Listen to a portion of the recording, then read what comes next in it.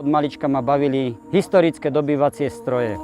Začal som s tými menšími a potom človeku sa splní sen, keď zoženie človeka, ktorý chce naozaj veľkú hračku.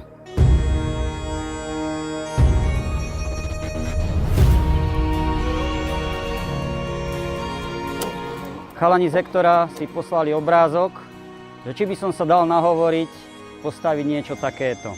No a po nejakých tých 3 mesiacoch sa to pretavilo do niečoho podobného.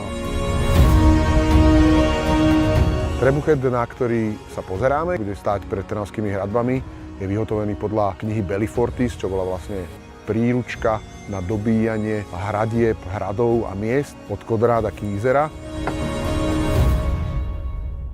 Je to momentálne najväčší katapult, respektíve trebušet, ktorý sa robí na Slovensku a ktorý bude vôbec stáť na Slovensku.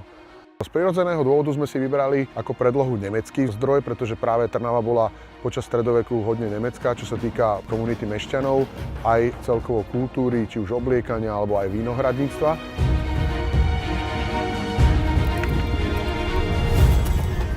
Samozrejme, chceli sme, aby trebuchet vyzeral čo najvernejšie a preto sme oslovili tesárov a kováčov, ktorí majú s takouto prácou skúsenosti a využívajú pri tvorbe tohto trebuchetu čo najviac tradičné metódy. Drevo sa všetko hobľuje, je to kresané drevo, všetko železo je prekované, aby to zodpovedalo stredovekým normám. Datáciou sa tento trebuchet viaže na začiatok 15. storočia, kedy Trnava bola na vrchole svojej moci, bola obľúbená u panovníkov, bola bohatá, rozkvitalo vinohradníctvo a teda bolo treba aj chrániť celé mesto hradbami a práve preto ako taký vhodný oponent sa nám zdá k Trnavským hradbám tento trebuchet.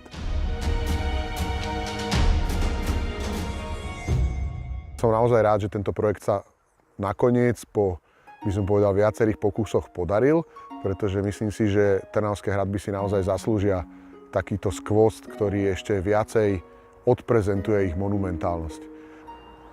Ešte pár chvíľ a bude to stať celé a možno aj strieľať.